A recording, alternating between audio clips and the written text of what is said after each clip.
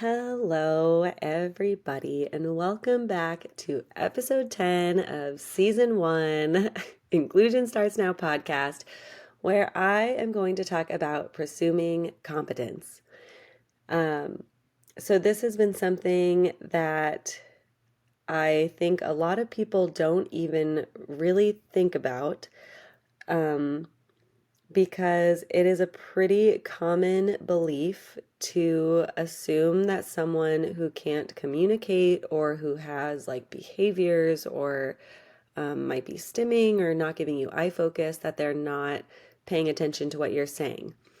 And I think it is very clear to say, very easy to say, uh, very right, true to say, uh, that you don't need to be giving someone eye contact to hear them. You don't need to be, trying to give your undivided attention to understand everything that's going on. Um, I can say personally for me, when I am in like lecture courses or trainings or anything, I eventually get to a point where I just like have to doodle. And it could just be doodling the notes. Like I will be making words, whatever. And that also kind of helps me study the material because then I'm focusing on the certain words that I'm trying to learn or memorize.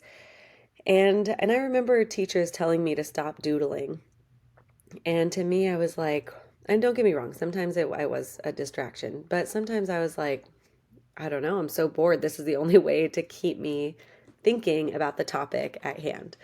Uh, so, not, assuming that people can understand you, even if their behavior is kind of saying otherwise. And you know what? I'm actually going to give some other tips about,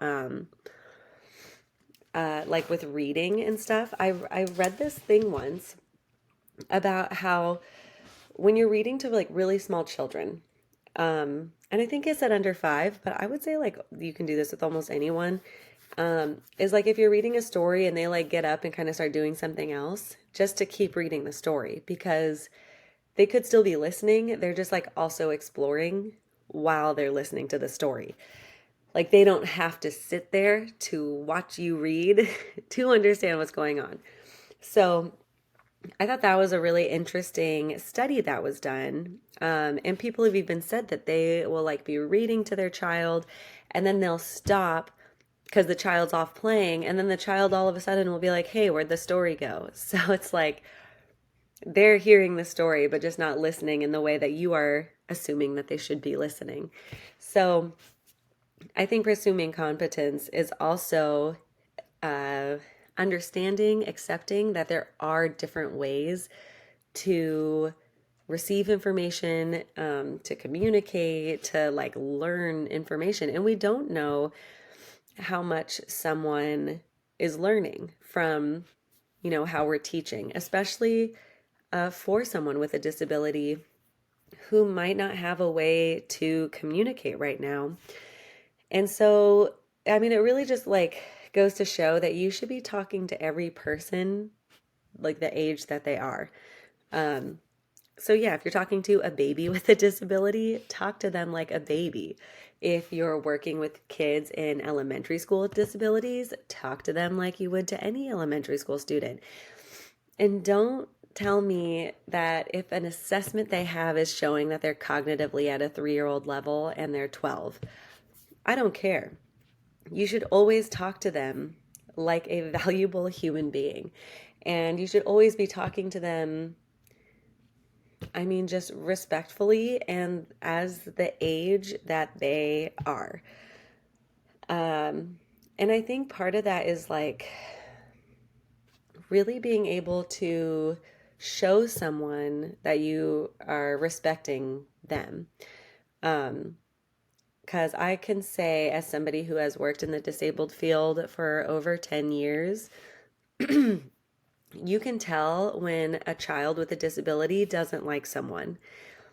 And the people that they usually don't like are the ones who are sitting there babying them just like over the top.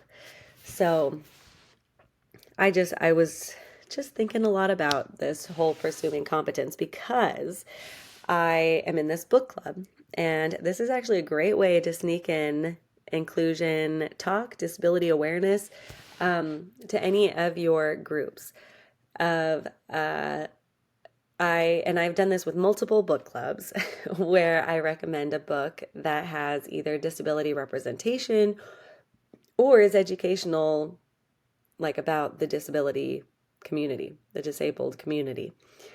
And so I'm just going to tell you about all three books that I've done.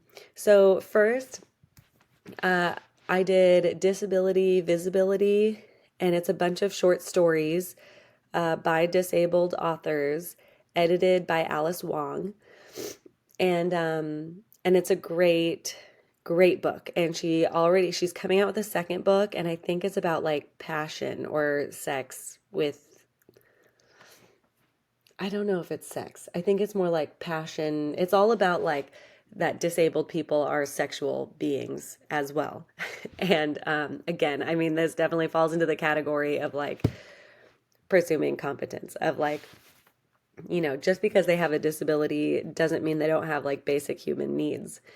So, I already pre-ordered her book, and I think it comes out at the end of this month, and I'm really excited about it. So that book. And then I did The House in the Cerulean Sea by TJ Klune. Again, I absolutely love that book. It's not really about disabilities. It is about inclusion, and I do think it's a really good book to like talk about behaviors and how that shouldn't be excluding you from your community. So, phenomenal book, and everyone loves that book. Disability Visibility did give us some really good talking points with the group of people that I was with at that time. And we did talk a lot. I mean, at that point, I had one person in that book club say that she was like, I don't understand like why I felt like I was getting yelled at while reading this book. It's not me who's being mean towards you. And she is a white woman. And I just remember thinking like, well, this is, they're mad. They're not, these authors are not being treated equally. They're not being treated with fairness. They're not being treated as competent adults. And they are mad. And yeah, they might not be mad at you specifically, but we're part of the community. And you being upset because you're getting yelled at just goes to show that we have a lot more learning to do. The House in the Cerulean Sea, everyone loved it. I do feel like there was really good questions that I Googled like book club questions for that book. And I felt like we had a good conversation. And then the third book, which is something that so all of these books, this has been years in the making. But this last book was Happiness Falls.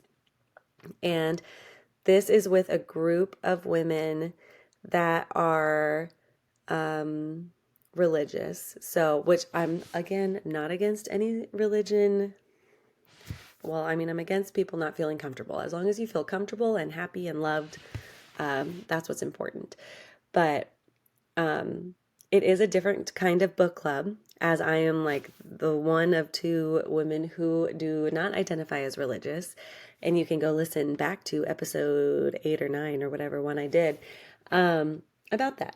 But we were talking about the book Happiness Falls, and it's a book about this dad. The dad goes missing, and their autistic son is the last person to have seen him.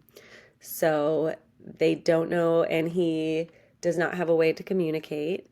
He does not have, and he also has Angelman syndrome. So it looks like, so he smiles a lot. So even if he's not happy, he's smiling. And so that is just like a really interesting part of the whole story. The whole story takes place during COVID, as this author just happened to write it during COVID. And then they actually had COVID kind of play a toll in, like when the autistic son had a mask over his smile. Oh my gosh, I have food in my teeth. You're only going to know if you saw the video.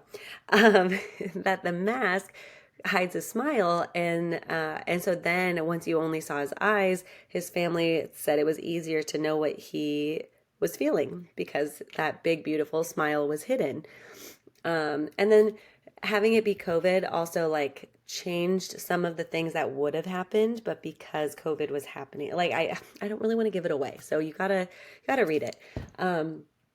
So the whole story is told through the sister's perspective, and she has like some fun personality traits to follow throughout the whole thing. And what kind of starts happening is that the family starts finding out that the dad was taking the son to a speech therapist who was teaching him how to communicate with either pictures or buttons. I kind of read that. I read this a few months ago, but was teaching him a way to communicate. And he was getting good at it. And it seemed like the dad was about, to tell them. And so then the whole story kind of becomes this like, this awakening moment for all the family that they're like, oh, how much does he know? Like, how much has he understood from us talking? Like, we've like talked bad about him in front of him, just assuming that he's not knowing what we're saying.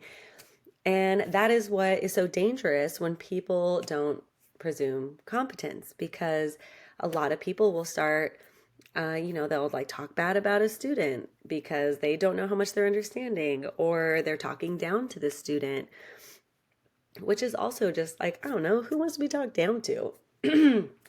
um, And then it's, you're not having high expectations for the student. You're, having them count to 5 for the 1000th time. And you're wondering why they're having like a huge behavior because like they're bored. You're not teaching them anything new. So I feel like it's so important to presume competence.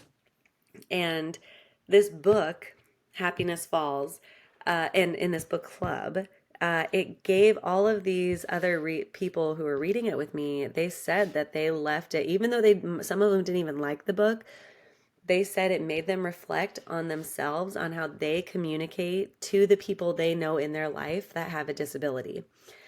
One of them works in the special ed field as a para. One of them has a child with complex medical needs. Another one had a brother who is autistic. And then the other two, the other one also has a child with a disability.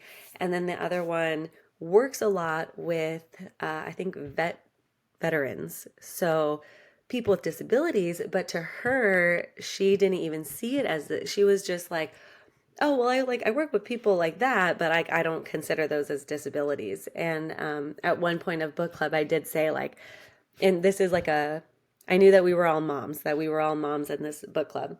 And I reminded them that, being pregnant is considered a disability. Like, you need accommodations to do something. Disability doesn't mean that like you're not capable of doing something.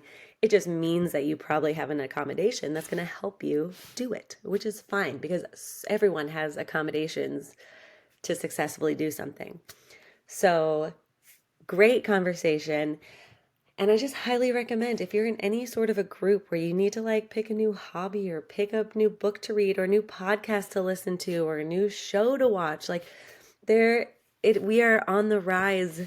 We are increasing our disability representation in books and in movies and in TV shows. I said hobbies and I'm not quite sure why I said hobbies, but I don't know. Why not? Why not pick up a new hobby? Today I just finished my last pottery class for my hobby of the month, which was of April. And I just realized that I am like far behind. I was, because I do this for my virtual courses that I do throughout the year. And I was just thinking like, oh my gosh, I finished pottery, but now my next course is in like 3 weeks and I need to like start doing pickleball tomorrow because that's my new hobby. Anyways, that I went off topic there. So presuming competence. So what else like that needs to look like for in the classroom? It is to like continue. So, okay.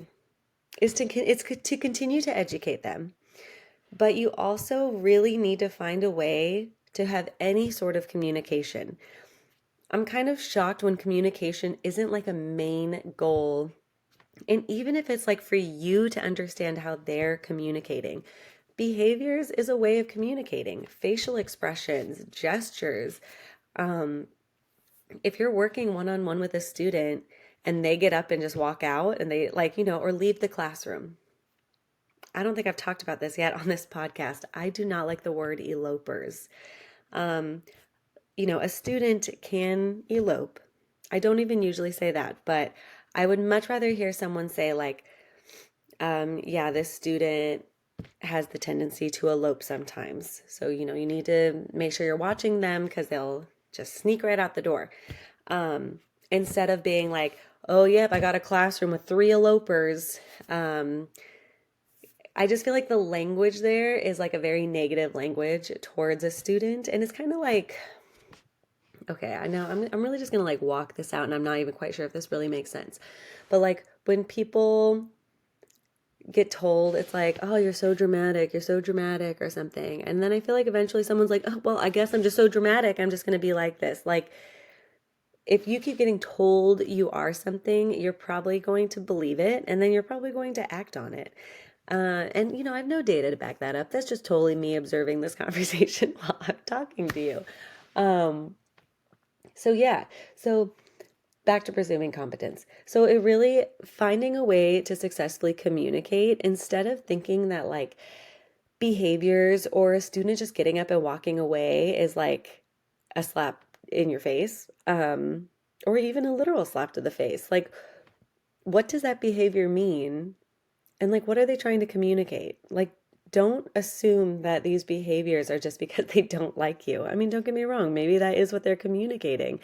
But if you're sitting there talking to them like a baby, asking them to count to five, and it's like the end of the school year and you're still doing it because they're not doing it the way that you want them to do it. It's like, okay, well then how else can you test that they know that knowledge? So you're not sitting there like trying to get them say 1, 2, 3, 4, 5. Actually, I have a great example for this. I had a student, his parents really wanted him to learn to write.